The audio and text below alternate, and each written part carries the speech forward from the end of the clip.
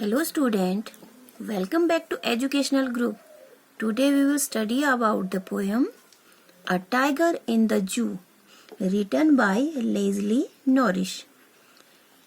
आज हम class 10th first flight की पोएम पढ़ेंगे A Tiger in the Zoo.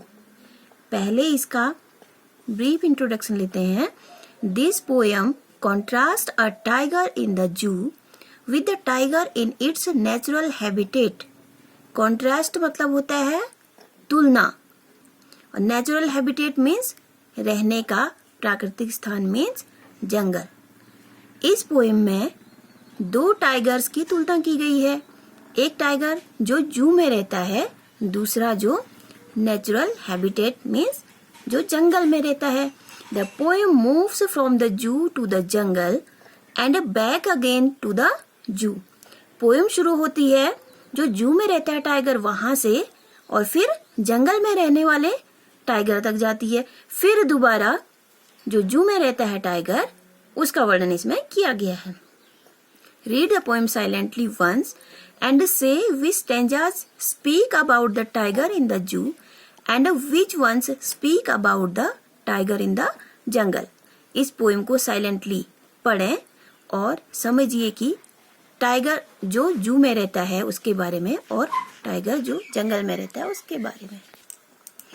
Now we start the poem. He stalked in his vivid stripes the few steps of his cage on pads of velvet quiet in his quiet race. ही यहाँ पर किसके लिए कहा गया है? Tiger के लिए. Mostly tiger के लिए इट का यूज किया जाता है, लेकिन यहाँ पर टाइगर को क्या किया है? पर्सनिफाई किया है. यहाँ पर कौन सा अलंकार है? पर्सनिफिकेशन. तो यहाँ पर पोएट क्या कहते हैं? He stalks in his vivid stripes. Stalks means होता है चलना. Vivid stripes means, vivid means चमकदार, स्ट्राइप्स मीन्स धारियां. He stalks in his vivid stripes. वह चलता है. The few steps of his cage means कहाँ को चलता है? अपने पिंजड़े की तरफ. केज मीन्स पिंजड़ा. वह अपने पिंजड़े की तरफ कुछ कदमों के साथ चलता है और वह कैसा है? चमकदार धारियों वाला. On pads of velvet quiet in his quiet rage. और उसके पंजे कैसे हैं? वेलवेट की तरह गद्देदार, कोमल. On pads of velvet quiet in his quiet rage. वह कैसा है? शांत है, लेकिन उसे गुस्सा आया है. वह गुस्से में है क्योंकि वह केज के अंदर है, पिंजड़े के अंदर है, इसलिए उसे गुस्सा भी आया है. He should be lurking in shadow, sliding through long grass near the water hole where plump deer pass. अब यहाँ पर पोएट क्या कहते हैं? He should be lurking in shadow. Lurking means क्या होता है?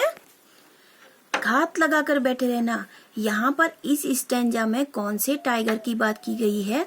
जो जंगल में रहता है, जो नेचुरल हैबिटेट में रहता है. इससे फर्स्ट वाले स्टैंजा में कहा गया था उस टाइगर के बारे में जो पिंजड़े में रहता है, जो जू में रहता है, उसका वर्णन किया गया था. लेकिन दूसरे स्टैंजा में कहा गया है जो वो उस टाइगर के बारे में जो जंगल में रहता है.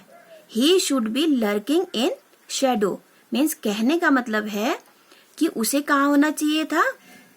जंगल में होना चाहिए था. छाया में घात लगाए हुए बैठे रहना चाहिए था.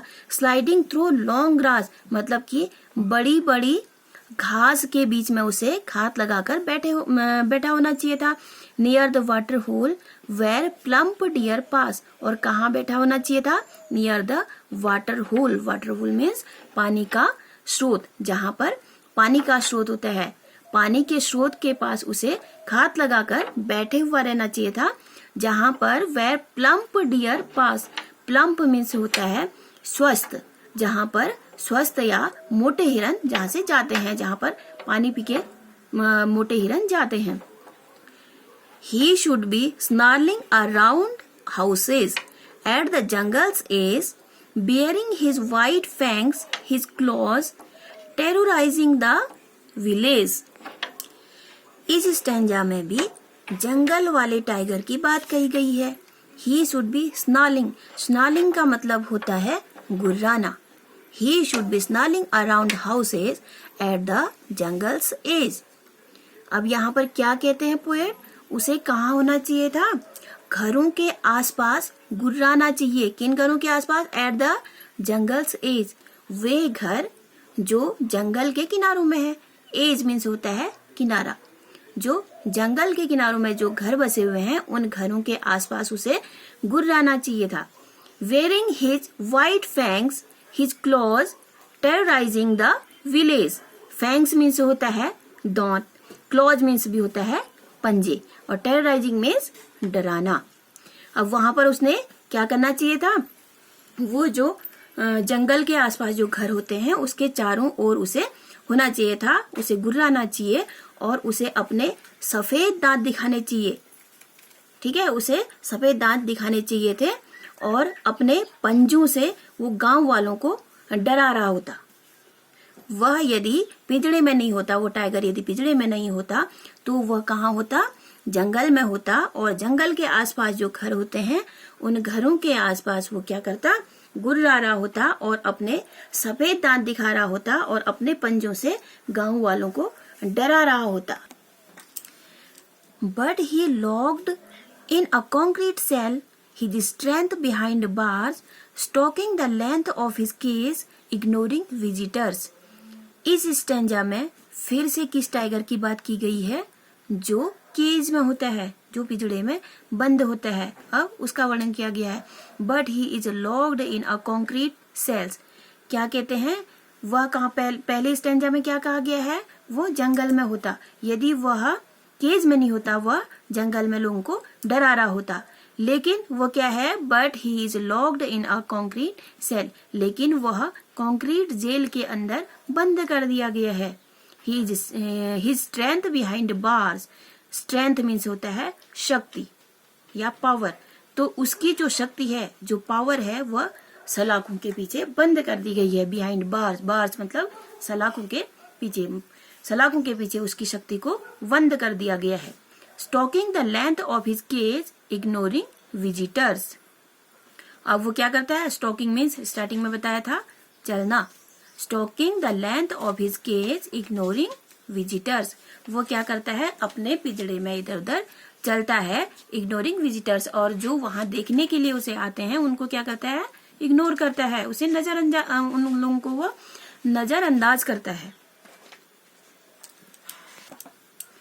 He hears the last voice at night, the patrolling cars, and stares with his brilliant eyes at the brilliant stars. अब क्या करता है वो, he hears the last voice at night. रात में वह क्या सुनता है, अंतिम आवाज सुनता है किसकी, the patrolling cars की. पेट्रोलिंग कार्स मतलब जो रात को सुरक्षा के लिए पुलिस आती है, घूमती है, उसे कहते हैं पेट्रोलिंग कार्स. जो पेट्रोलिंग कार्स की आवाज उसे सुनाई देती है वो लास्ट अंतिम आवाज होती है जो उसे सुनाई देती है. And stairs with his brilliant eyes at the brilliant stars. अब वो क्या करता है, स्टेयर मीन्स घूरना, स्टार्स मीन्स तारे. अब वो क्या करता है, रात को उसके बस में तो और कुछ नहीं होता है क्योंकि वो अंदर बंद होता है, सलाखों के अंदर वो बंद होता है. तो वो क्या करता है, stairs with his brilliant eyes, अपनी चमकीली आंखों से किसे घूरता है, एट द ब्रिलियंट स्टार्स. वह क्या करता है, जो तारे होते हैं, रात को तारे जगमगा रहे होते हैं, उन तारों को अपनी चमकीली आंखों से देखता रहता है. तो यही ये पोएम है, आप लोगों को समझ में आई होगी.